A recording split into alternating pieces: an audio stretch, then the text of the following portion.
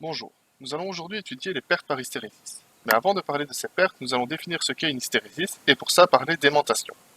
Alors tout d'abord, on part de ce graphique qui permet de tracer le niveau du champ d'induction dans un matériau en fonction du courant qu'on lui applique. Puisque pour magnétiser les matériaux, on va devoir leur appliquer un courant et en fonction de si on a un aimant permanent ou un aimant non permanent, cette aimantation va plus ou moins rester. Alors la première chose qu'on va faire, c'est faire varier le courant.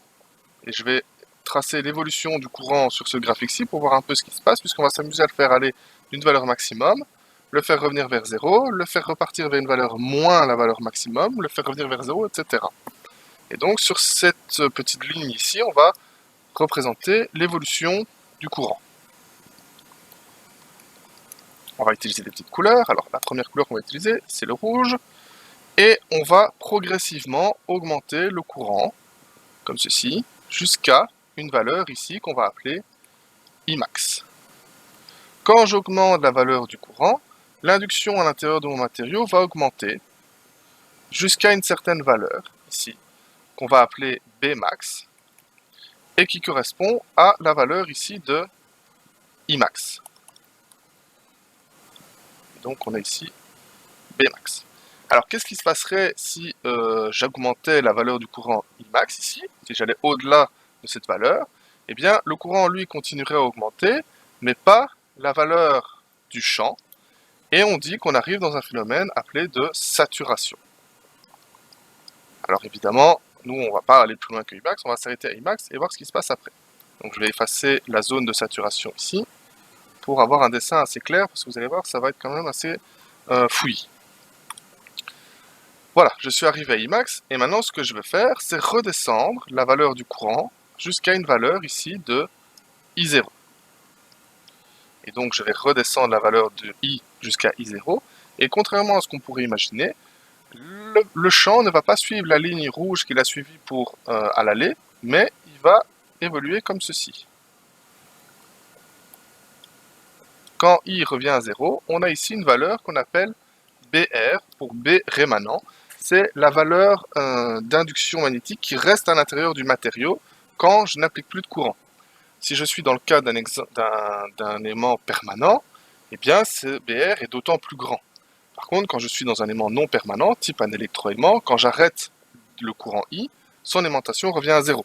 C'est le cas des gros électroaimants qu'on voit par exemple dans les déchetteries de voitures, mais aussi dans des éléments plus petits qu'on pourrait voir dans des gâches de porte par exemple. Quand on appuie sur le bouton, l'électroaimant tire le loquet. Quand on lâche le bouton, le courant revient à 0, le loquet se remet en position via un ressort. Mais ici, on parle bien d'aimant avec une induction rémanente, donc un aimant permanent.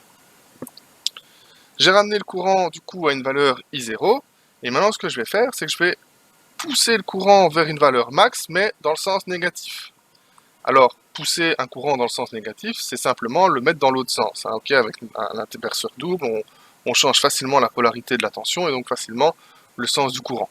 Et donc on arrive ici à une valeur moins Imax, qui correspond à une induction, ici, moins Bmax. Ou une valeur ici, moins Imax. Mon dessin n'est pas très beau, hein, mais vous avez compris l'idée. On serait plutôt sur quelque chose qui fait ça. Voilà, ici, pour un moins Bmax ici, pour rester cohérent avec ce qu'on a fait en rouge. Je vais effacer. Hop. Voilà, bon, vous avez compris l'idée, c'est le plus important. Ensuite, je vais refaire la même chose que ce que j'ai fait tout à l'heure. Je vais ramener mon courant ici qui était à moins Imax, je vais le ramener ici à la valeur I0. Et donc, au lieu de simplement revenir ici à une valeur 0, eh bien, il va faire le même effet qu'à l'aller. Il va redescendre ici à une valeur que je vais appeler moins BR. Et pour ramener ensuite le courant ici, je vais devoir lui appliquer un nouveau courant Imax, jusque ici, et ainsi clore le cycle. Alors vous allez me dire, mais pourquoi est-ce qu'on s'amuse alors à faire monter et descendre ce courant? Eh bien, c'est simplement si on est en présence d'un courant alternatif. Si on est en présence d'un courant alternatif, le courant évolue toujours entre une position maximum, et ensuite une position minimum, mais qui est égale à moins la position maximum, et il va osciller comme ça, de plus à moins, en passant par des zéros successifs. Donc c'est exactement ce que je suis en train de faire ici. Et on voit du coup apparaître ici une surface, hein, ici, tac, tac, tac, tac, tac, qui correspond à ce qu'on appelle les pertes par hystérésis. J'écris très mal. Ce cycle correspond aux pertes par hystérésis. Et donc, il faut évidemment limiter ces pertes, hein, c'est ça l'idée. Maintenant, ce qu'on peut faire aussi, c'est calculer ces pertes. Alors pour ça, on va partir du schéma qui est dans les notes.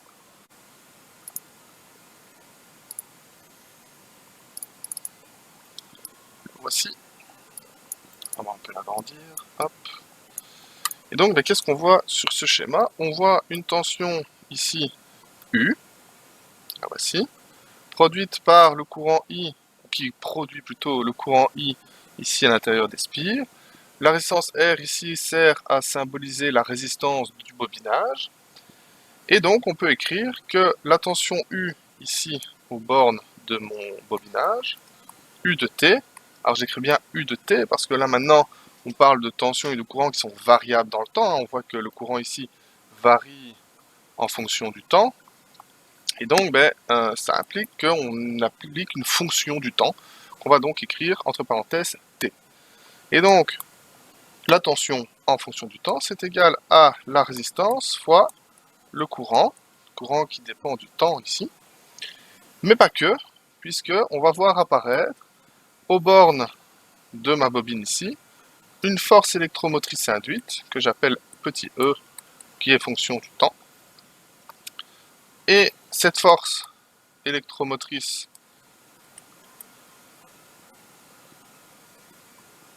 induite, c'est la fameuse loi de Lenz-Faraday.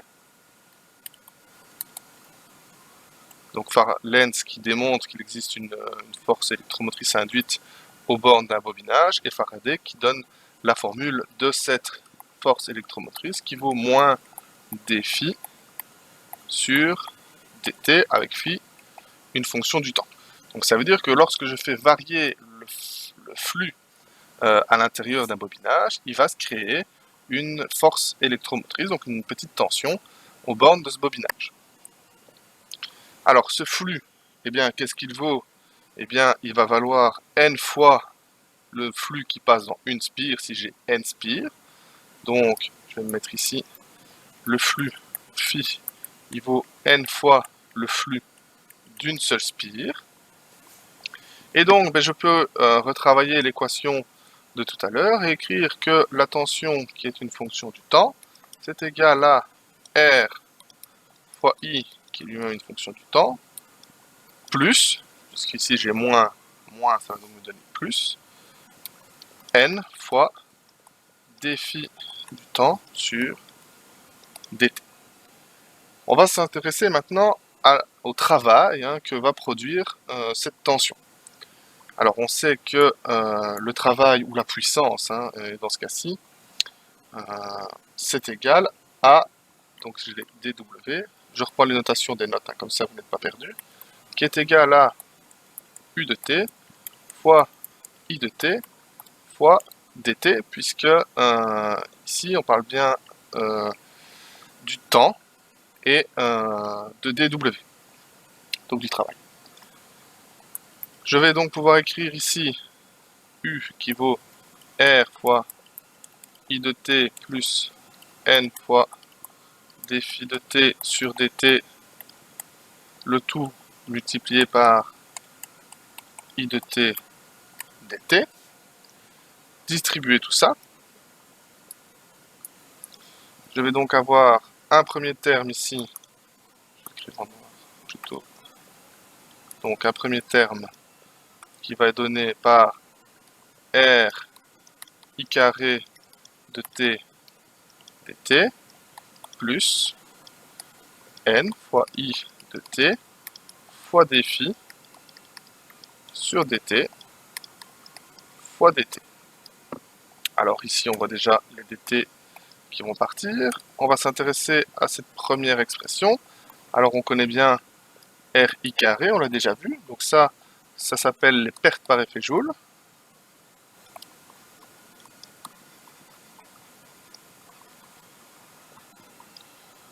Et le terme ici, c'est le terme qu'on va développer pour développer les pertes par hystérésis. Je vais aller le mettre ici sur le côté. Alors, N, pas de problème avec ça, ça ne change pas. I, on va pas y toucher tout de suite, on va le laisser. On va s'intéresser à défi. On sait que ce qui lie flux et induction magnétique, c'est un rapport avec la surface. Et donc, je vais pouvoir remplacer ici défi par S fois dB. Et donc, écrire ici S dB. Et c'est très bien comme ça. Et ensuite, je vais m'intéresser à I. On sait que HL est égal à N fois I, et donc I est égal à H fois L sur N. Je vous renvoie vers le théorème d'Ampère. Et donc, je vais pouvoir transformer ici. Je vais avoir N fois H fois L sur N fois S fois dB. Les N s'en vont. Et il se passe un truc sympa, c'est que une longueur fois une surface, ça donne ce qu'on appelle un volume. Ce sera le volume du matériau magnétique. Et donc finalement, ces pertes ici, qu'on appelle perte fer, perte par hystérésis, ça va être donné par V, le volume magnétique, multiplié par H, multiplié par dB. Alors, si on s'abstient du volume, si je regarde juste H fois dB, et que je reviens sur mon graphique d'aimantation, ici j'ai fait B et I, mais comme I et H sont directement liés par des constantes, L et N, bien ça veut dire que je pourrais très bien ici écrire non pas I, mais bien H à la place. Et si je regarde un élément H fois dB, comme je suis arrivé dans mon équation finale, eh bien l'élément H fois dB, ça correspond à une petite zone ici de surface, comme ceci, qui est donc une infiniment petite perte de mon circuit. Alors si je travaille sur l'entièreté des pertes et que je m'intéresse à tout le volume, eh bien on va voir que je vais obtenir exactement la surface ici, comprise sous les différentes courbes ici, qui sont donc bien les pertes par hystérésis. Et c'est bien ça qu'on voulait démontrer.